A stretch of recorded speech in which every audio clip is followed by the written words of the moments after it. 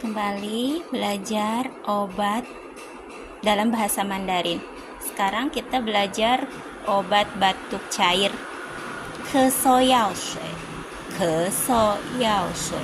Dan ini salah satu contohnya ada pipa kau. Dan ini juga ada salah satu contohnya.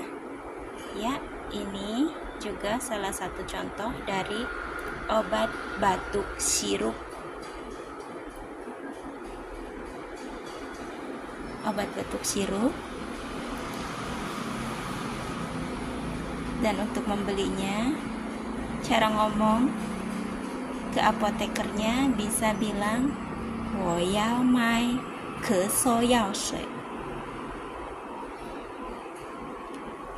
Dan untuk pertanyaan obat-obat yang lain bisa ditanyakan di kolom komentar ya teman-teman.